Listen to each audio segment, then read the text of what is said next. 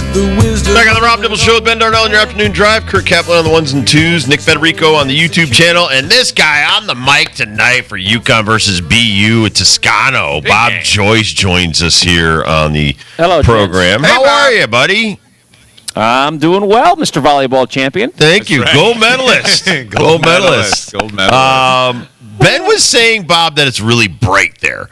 And you've been in a lot of hockey arenas. Is it the new arena? Is it bright there, or is it just the way it's painted? Yes, it's very well lit. The lights are bright up top, and it focuses on the ice. But yeah, it's a very very easy to see things in this building, and the sightlines are pretty good too. So looking forward to a fun night in front of a raucous crowd here with BU in town. How geeked are you, though? I know you love your women's soups. By the way, great weekend, Butler win. We'll get to that, but I know you, man. You love your hockey, and you love this team in particular. And this team has been doing its best ever, and their best season ever. And now we're taking on another ranked team. I know there's more games ahead in the regular season. I know Hockey East tournament. I know NCAAs are right around the corner. But how geeked up are you for this particular Tuesday affair at home in this new facility?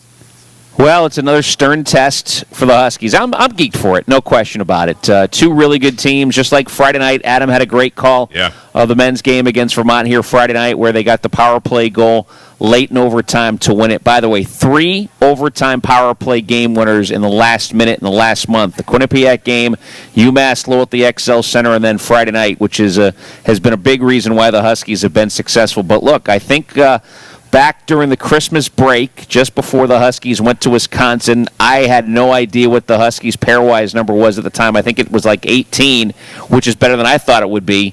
And with what you knew coming, what was ahead for the Huskies, I mean, the whole season was ahead of them. Playing quality teams. Every night was going to be a battle in Hockey East and then Connecticut Ice.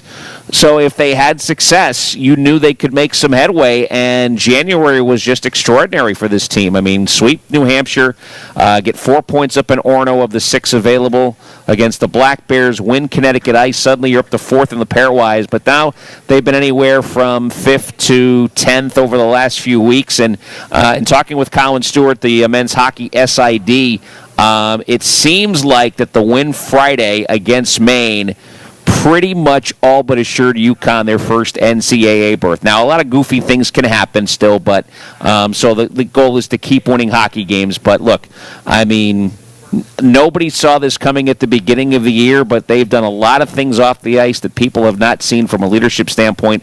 And I don't think Hudson Shandor and John Spetz get enough credit for what they've done. And then the growth of all the young kids that have really stepped up, particularly Joey Muldowney and Ryan Tattle. It has been a lot of fun to see. And, boy, I just hope this thing continues for a while. And it's going to be harder to get home ice for the Hockey East playoffs than it is going to be to get an NCAA tournament berth. The league's just been outstanding this year. All right, Bob, tell us about BU. They're 4-3 in February. They're still one of the best teams in the country. How do we beat them tonight? Stay out of the penalty box, 1. Get good goaltending, and continue to be good on the power play. I mean, UConn, I think, all but one game since January 4th, they've had at least one power play goal. And the power play has just been exceptional since the start of January. They're 32%, which for college hockey is really, really good. They've had at least one power play goal in every game but the Connecticut Ice final, where they won 1-0. They have to be somewhat physical, and they've got to be better in the face-off dot. That's been one area of concern for Coach Cav lately. I mean, they were dominating the face-off circle against Maine, particularly early in overtime when they had the territorial advantage. But the last 4 face-offs, UConn were able to get. They got a power play out of one of them on a rush up the ice by Joey Muldowney that resulted in a power play goal. But they just need to do those things well, avoid turnovers, obviously, limit the transition game. I mean, there's 2 kids named Hudson on this team, and Lane is the young man that dominated last year for BU. He's now in the Canadian organization, playing up in Montreal.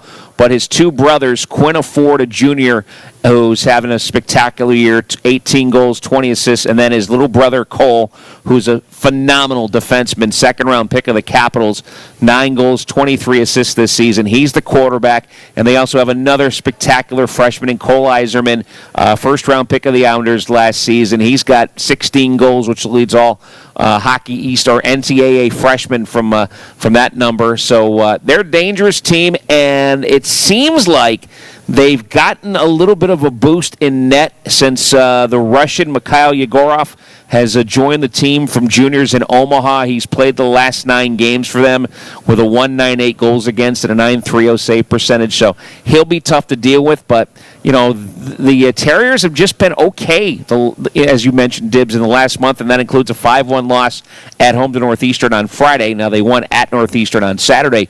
But this is still a very good team. They've won the Bean Pot again. They put a whooping on BC in the Bean Pot championship games. And, look, they're solidly in third place right now, 8 points ahead of UConn and Providence for third place in the league. So everybody's got to do some catching up to BU. But the Terriers are always good, and they're well coached by Jay Pandolfo in his third year with former UConn assistant Joe Pereira as his top guy there. So it's going to be another battle for sure, and let's hope this place is energized for another Hockey East game tonight. I hope I don't derail the conversation with this question, but I always am just fascinated with hockey in particular, in pro versus college, amateur versus professional, and getting paid, and like, how does this all work compared to the other sports? And he just said BU got some Russian from some junior team from Omaha like a month ago? How is that fair? What the heck? I mean, explain this to us, like how this all kind of works, because I was talking to you about Muldowney, and like, man, this guy's great. He's already signed to a team. Can he come back? Like, I don't know any of these rules.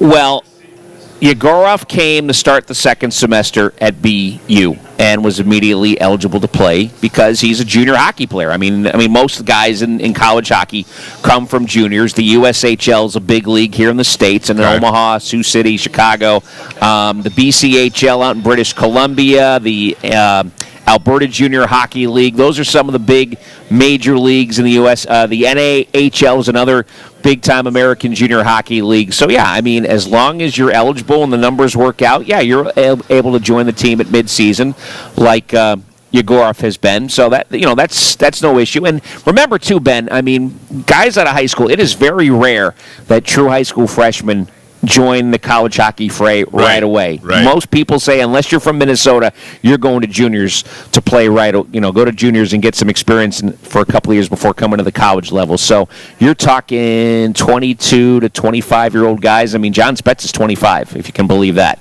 UConn's veteran defenseman. So, it's able to happen. I mean, it's a little different.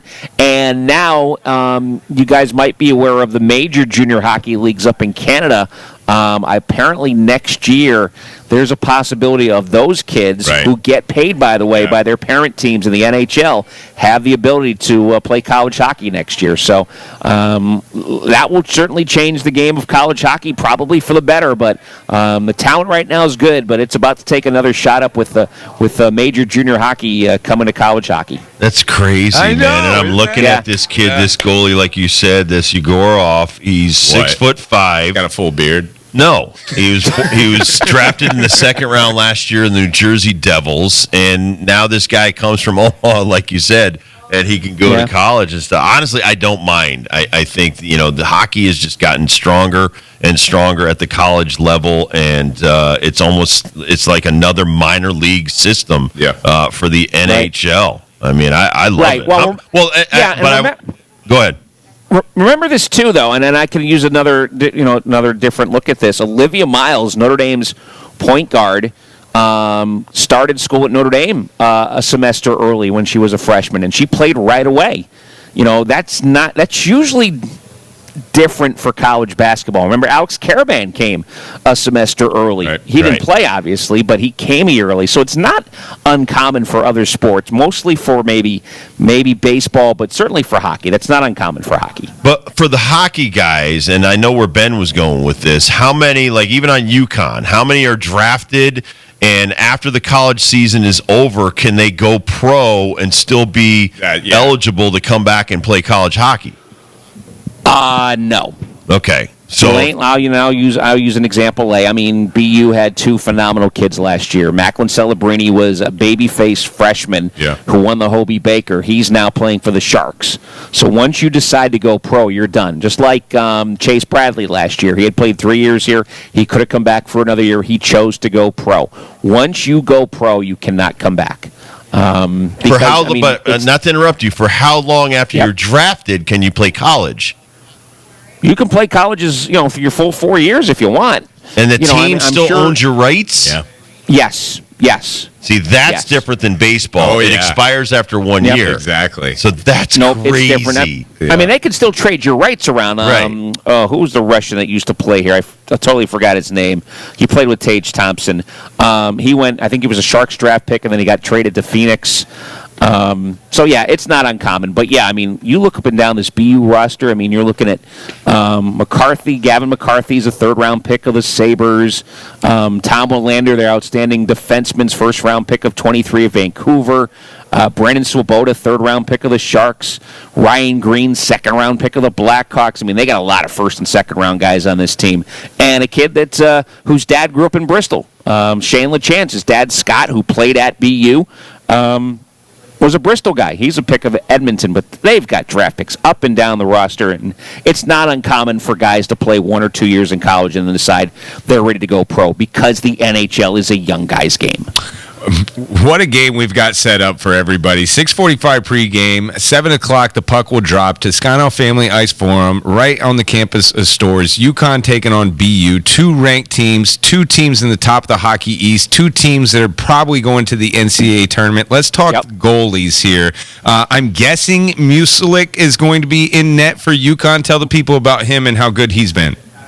Talking about Moose, Tyler Muselic, a young man who came over from New Hampshire. He has U.S. National Team Development Program experience, and that's one of the high-caliber junior teams in the U.S. They play in the USHL, but they play a lot of college teams too, like, say, mid-early season. And he's battled through injury through his entire career. He finally has gotten healthy. He was the MVP at Connecticut Ice. He's a draft pick of the Florida Panthers. He's 6'3", 199. He's a lefty, just solid in net. So he'll play tonight, and then I would think when we get to Friday, we'll probably see Callum Tung, the freshman, who was spectacular in net against Maine on Friday night. A young man from British Columbia. But it's a good problem that Cav has. Who's he going to go with when the postseason starts? That's a good question and a good problem to have. My gut tells me it'll probably be Moose, but anything can happen. And I think with Moose's performance at Connecticut Ice with a trophy on the line, the way he played those 2 games, unless he gets hurt, I would think you will see him come playoff time as the netminder. That's fantastic. What is that? Are they making ice? Yeah, what's going on? What are they doing? They're working on the boards, actually, down the far end in front of the student section. Maybe broken glass? Love what it. What else is going on here? What is that noise?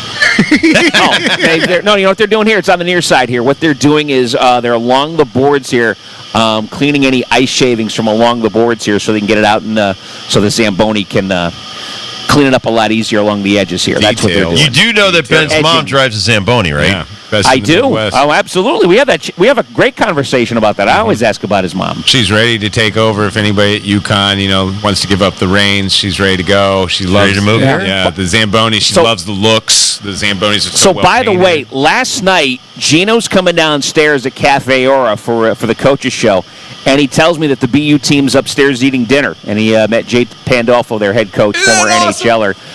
Yeah, I guess Cav jokingly said put some laxatives in their food. That's what I'm thinking. Tonight, but no, that didn't happen. Yeah, that was just a joke. Maybe burn their food. Obviously, not a Cafe Aura. But the obvious connection is Joe Pereira. Joe's a West Haven kid, actually, who played at BU. Was I think a national champion in 2009. I think he was on that team. Yes, he was. But he was Cav's associate coach here. And then when Jay took over, Jay brought Joe back to BU, and he has done a phenomenal job. He's an outstanding recruiter. But yeah, dinner at Cafe Aura last night. Did they tip it well? was good to have. Good question. I don't know. I was in the basement. They were upstairs. Bob, you got to I would think so. deeper than that. Jay Pandolfo is a former NHLer. I would think he would tip very well. Yeah, totally. You have to think so. Great show last night. Unless they forced Bernie Corbett, their play-by-play guy, to do that. Maybe. But I don't think so. I'm sure Jay did. Deep pockets in both. Great game. Great show last night. You were with Gino in the basement of Cafe Aura, a packed house. It was so much fun to listen to. We already talked to athletic director David Benedict about this, and he had a lot of great things to say as well, but I want to hear your take. Caroline Ducharme, those 2 minutes that she got at Butler, for me, that was the best part of that game. I had not seen Caroline take the final warm-ups in the entire time that she's been back partaking in the pregame warm-ups, but usually like with about 2 or 3 minutes left before the anthem, the teams come out just like in their warm-up shirts and their game jerseys and their shorts and getting ready for game action. It's the first time I had seen Caroline out there, and I kind of just went, okay, just make a note of that, and it just kind of left my head. And then with 2.5 minutes to go, here she comes out on the floor, her first game action. Apparently Mom and Dad got wind of it from the coaching staff. There might be a chance that she might play.